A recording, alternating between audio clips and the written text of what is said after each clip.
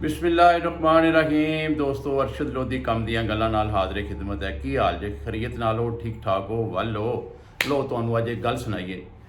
एक साहब सन ते अल्लाह ताला ने उहदे रिज़क रोज़ी च कोई इजाफा कर दिता ते उहदे कोल पैसे चार आ गए ते उन्हें शौक पैदा होया कि मैं चौधरी बनना। जिसले उन्हें चौधरी बनने की कोशिश की तो उन्हें किया कि अपने मामलात जिंदगी जी उन्होंने बेहतर किया। चंगी गड्डी ले ली, चंगा घर ले लिया ते कामे शामे रख ले, क्योंकि ख्वाहिश थी ना कि चौधरी बनना। लेकिन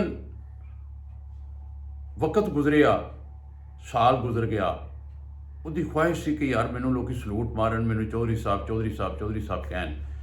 लेकिन किसी बंदे ने उन्होंने चौधरी साहब करके नहीं पुकारिया तो वह बड़ा परेशान हो गया। उन्हें क्या अच्छा ये वास्ते किसी सियाने नाल मशवरा करा कि यार मैं चौधरी बनना चाहना, लेकिन मैनू लोग चौधरी बनने तैयार नहीं है, की मामलात है। उन्हें किसी ने मशवरा किया कि यार मैं मैनू सारे मेरे को मालो दौलत भी है, गड्डियाँ भी ने, घर बार भी है, सारा कुछ है, मैं मुलाजम भी रखे ने, लेकिन यार मैं जो चाह रहा सा वो मामलात नहीं हल हो रहे। मैं चाहना कि लोग मैनू चौधरी तस्लीम करन ते मैं जिधर जाऊँ लोग चौधरी साहब चौधरी साहब चौधरी साहब करन ते, लेकिन ऐसा नहीं है। तो मैनू दसो को मशवरा दो मैं की करा।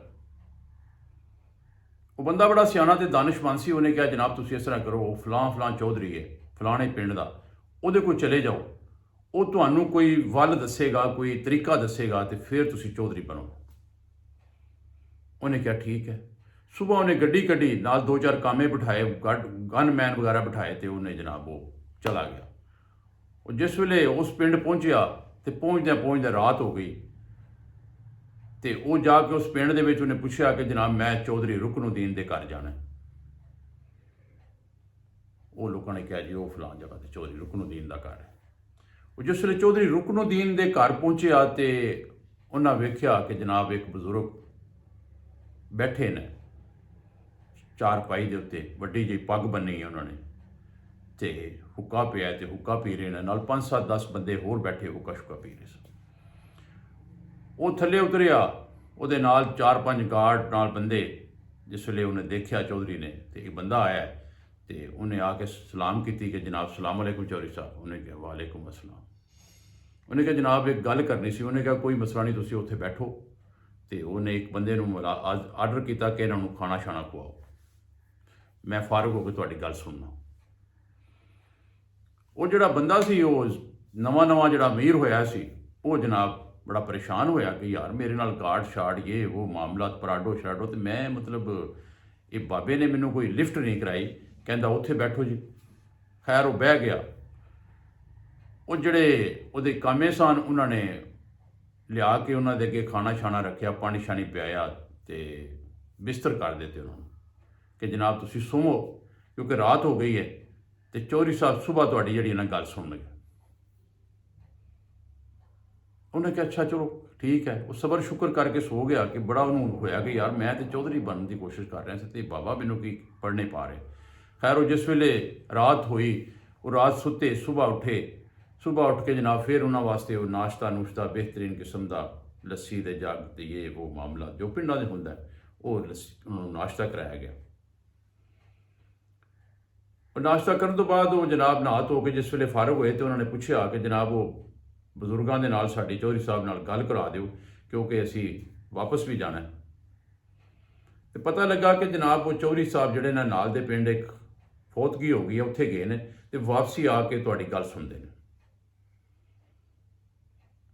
वो बड़ा परेशान तो मायूस होया कि यार मैं रात का आया तो मेरी गल नहीं सुन रहा, हुणे चला गया फौतगी ते। खैर उन्हें इंतज़ार किया। जोहर तो बाद जनाजा सी, जनाजा पढ़ के चौधरी साहब जिसले वापस आए तो उस बंदे ने फिर अगे रिक्वेस्ट की, क्योंकि आने तो पहले तो काफ़ी सारे बंदे होर बैठे सन, तो कि जनाब वो बंदा जिहड़ा रात का आया है वो कहता कि मेरी गल सुनो। चौधरी साहब ने कहा ठीक है मैं जरा इन्होंने बंदियां की गल सुन लवां तो फिर इंशाअल्लाह वो भी सुनने। चौधरी साहब ने जिहड़े लोग आए सन उन्होंने एक एक करके गलबात सुनी, उन्होंने कोई मामलात हल किए। तो एक साहब ऐसे सन जिन्हों के कोई आपस भाइयां भाइयां की लड़ाई हो गई सी, कोई जमीन का तनाज़ा सी, ਤੇ ਉਹਦੇ ਨਾਲ ਚੌਧਰੀ ਸਾਹਿਬ ਨੂੰ ਫਿਰ ਉਹਨਾਂ ਦੇ ਜ਼ਮੀਨਾਂ 'ਤੇ ਜਾਣਾ ਪੈ ਗਿਆ ਕਿ ਜਾ ਕੇ ਉਹਨਾਂ ਦੀ ਤਕਸੀਮ ਕਰਨ ਵਾਸਤੇ ਕਿ ਵੰਡ ਕਰਦੇ ਹਾਂ, ਜਾ ਕੇ ਇਹਨਾਂ ਦੋਨਾਂ ਭਾਈਆਂ ਦੀ ਲੜਾਈ ਜਿਹੜੀ ਹੈ, ਇਖਤਲਾਫ ਜਿਹੜਾ ਉਹ ਖਤਮ ਹੋ ਜਾਏ। ਤੇ ਚੌਧਰੀ ਸਾਹਿਬ ਉੱਥੇ ਚਲੇ ਗਏ ਤੇ ਉਹ ਬੰਦੇ ਨੇ ਦੇਖਿਆ ਕਿ ਯਾਰ ਇਹ ਚੌਧਰੀ ਫਿਰ ਚਲਾ ਗਿਆ ਤੇ ਮੈਨੂੰ ਫਿਰ ਲਾਰੇ ਲਾ ਦਿੱਤਾ ਤੇ ਖੈਰ ਉਹਨੇ ਸਬਰ ਕਰਕੇ ਬੈਠਾ ਰਿਹਾ।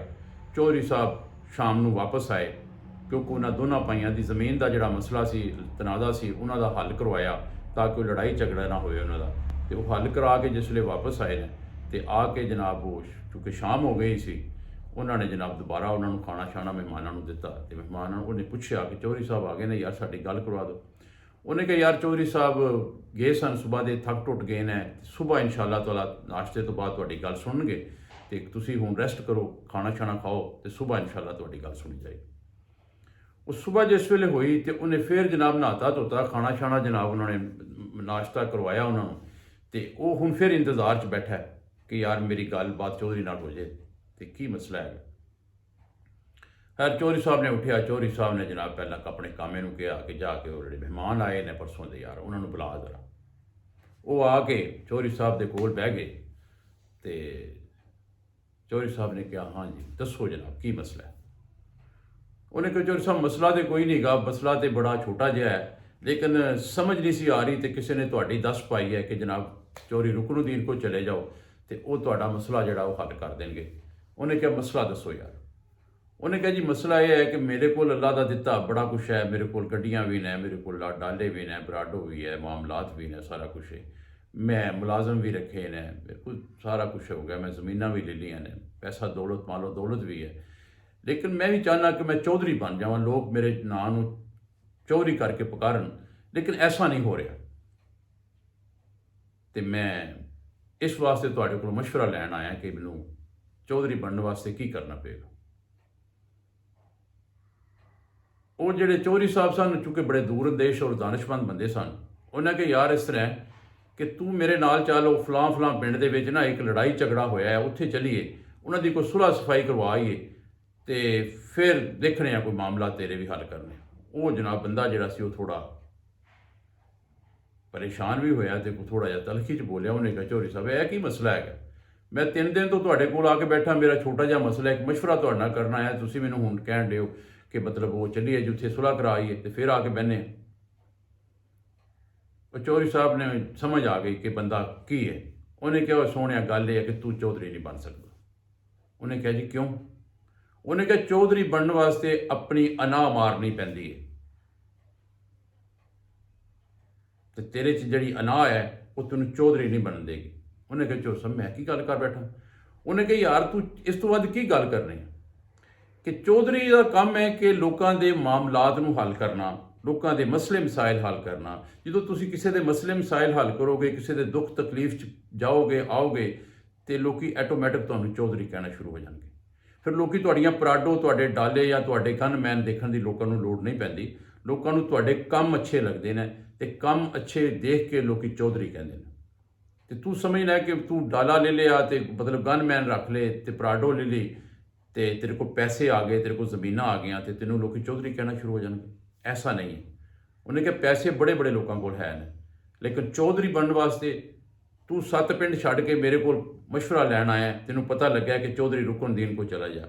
ਉਹ ਯਾਰ ਮੇਰੇ ਕੋਲ ਤਾਂ ਕੋਈ ਪਰਾਡੋ ਨਹੀਂ ਹੈਗੀ, ਮੈਂ ਤੇ ਕੋਈ ਗਨਮੈਨ ਨਹੀਂ ਰੱਖੇ, ਮੈਂ ਤੇ ਇੱਕ ਆਮ ਆਦਮੀ ਹਾਂ, ਮੈਂ ਤੇ ਆਪਣੀ ਘੋੜੀ ਤੇ ਬਹਿਨਾ ਤੇ ਲੋਕਾਂ ਦੇ ਮਸਲੇ ਮਸਾਇਲ ਹੱਲ ਕਰਨ ਚਲਾ ਜਾਣਾ, ਕਿਉਂਕਿ ਮੈਂ ਤੇ ਸਾਰਾ ਕੁਝ ਆਪਣੀ ਜ਼ਿੰਦਗੀ ਦਾ ਸਾਰਾ ਕੁਝ ਲੋਕਾਂ ਦੇ ਨਿਸ਼ਾਵਰ ਕਰ ਦਿੱਤਾ, ਲੋਕਾਂ ਨੂੰ ਲੁਟਾ ਦਿੱਤਾ। ਮੈਂ ਤੇ ਆਪਣੀ ਜ਼ਮੀਨਾਂ ਮਾਲੋ ਦੌਲਤ ਜਿਹੜਾ ਲੋਕਾਂ ਦੇ ਨਿਸ਼ਾਵਰ ਕਰ ਦਿੱਤਾ ਸੀ ਤੇ ਫਿਰ ਜਾ ਕੇ ਚੌਧਰੀ ਬਣਿਆ। ਮੈਂ ਤੇ ਰਾਤ ਦੀਆਂ ਨੀਂਦਰਾਂ ਵੀ ਹਰਾਮ ਕਰ ਦੇਣਾ ਕਿ ਮੈਨੂੰ ਕੋਲ ਕੋਈ ਬੰਦਾ ਰਾਤ ਨੂੰ ਵੀ ਆ ਜਾਏ ਕਿ ਮੇਰਾ ਇਹ ਮਸਲਾ ਹੈ, ਥਾਣੇ ਕਚਹਿਰੀ ਇਹ ਉਹ, ਤੇ ਮੈਂ ਤਾਂ ਉਹਦੇ ਨਾਲ ਚਲਾ ਜਾਣਾ ਤੇ ਜਦੋਂ ਮੈਂ ਉਹਦੇ ਮਸਲੇ ਹੱਲ ਕਰਨਾ ਉਹਨੂੰ ਸਕੂਨ ਹੁੰਦਾ ਤੇ ਉਹ ਮੈਨੂੰ ਚੌਧਰੀ ਸਾਹਿਬ ਕਹਿੰਦਾ, ਉਹਦੀ ਨਜ਼ਰ 'ਚ ਮੇਰੀ ਇੱਜ਼ਤ ਬਣਦੀ ਹੈ। ਤੇ ਜੇ ਮੈਂ ਖਾਲੀ ਆਪਣੇ ਸਕੂਨ ਨੂੰ ਦੇਖਾਂ, ਆਪਣੇ ਪਰਾਡੋ 'ਤੇ ਬਹਿ ਕੇ, ਆਪਣੇ ਡਾਲੇ 'ਤੇ ਬਹਿ ਕੇ ਗਨਮੈਨਾਂ ਦੇ ਨਾਲ ਦੌੜ ਭੱਜ ਕਰਦਾ ਰਹਾਂ ਤੇ ਗੱਡੀਆਂ ਦਾ ਪੈਟਰੋਲ ਫੂਕਣ ਨਾਲ ਤੇ ਕੋਈ ਬੰਦਾ ਕਿਸੇ ਨੂੰ ਚੌਧਰੀ ਨਹੀਂ ਕਹਿੰਦਾ। ਚੌਧਰੀ ਸਾਹਿਬ ਦੀ ਅੱਖਾਂ ਖੁੱਲੀਆਂ, ਉਹਨੂੰ ਸਮਝ ਆਈ ਕਿ ਯਾਰ ਬਾਬਾ ਜੀ ਕੀ ਕਹਿ ਰਹੇ ਨੇ ਤੇ ਚੌਧਰੀ ਬਣਨ ਵਾਸਤੇ ਬੰਦੇ ਨੂੰ ਕੀ ਕਰਨਾ ਪੈਂਦਾ। ਤੇ ਦੋਸਤੋ ਗੱਲ ਕਰਨ ਦਾ ਮੇਰਾ ਮਕਸਦ ਜਿਹੜਾ ਸੀ ਉਹ ਸਿਰਫ ਇਹ ਸੀ ਕਿ ਚੌਧਰੀ ਬਣਨ ਵਾਸਤੇ ਮਾਲੋ ਦੌਲਤ ਦੀ ਲੋੜ ਨਹੀਂ ਹੈ, ਕਿਰਦਾਰ ਦੀ ਜ਼ਰੂਰਤ ਹੈ, ਆਪਣੇ ਸੋਚ ਦੀ ਜ਼ਰੂਰਤ ਹੈ। ਲੋਕਾਂ ਦੇ ਕੰਮਕਾਜ ਕਰਨੇ ਪੈਂਦੇ ਨੇ, ਲੋਕਾਂ ਦੀ ਖਿਦਮਤ ਕਰਨੀ ਪੈਂਦੀ ਹੈ, ਲੋਕਾਂ ਦੇ ਮਾਮਲਾਤ ਹੱਲ ਕਰਨੇ ਪੈਂਦੇ ਨੇ। ਤੇ ਜਦੋਂ ਤੁਸੀਂ ਲੋਕਾਂ ਦੇ ਮਾਮਲਾਤ ਹੱਲ ਕਰੋਗੇ ਤੇ ਲੋਕੀ ਤੁਹਾਨੂੰ ਖੁਦ ਹੀ ਖੁਦ ਚੌਧਰੀ ਸਾਹਿਬ ਕਹਿਣਗੇ ਔਰ ਤੁਹਾਨੂੰ ਸਲੂਟ ਵੀ ਪੇਸ਼ ਕਰਨਗੇ। ਤੇ ਜੇ ਗੱਲ ਪਸੰਦ ਆਈ ਹੈ ਲਾਈਕ ਕਰ ਦਿਓ, ਸ਼ੇਅਰ ਕਰ ਦਿਓ ਤੇ ਇਨਸ਼ਾਅੱਲਾ ਬਸ਼ਰਤੇ ਜ਼ਿੰਦਗੀ ਕੱਲ ਫਿਰ ਇੱਕ ਨਵੀਂ ਵੀਡੀਓ ਨਾਲ ਹਾਜ਼ਰ ਹੋਵਾਂਗਾ। ਕੱਲ ਤੱਕ ਇਜਾਜ਼ਤ ਚਾਹਨਾ। ਅੱਲਾ ਹਾਫਿਜ਼।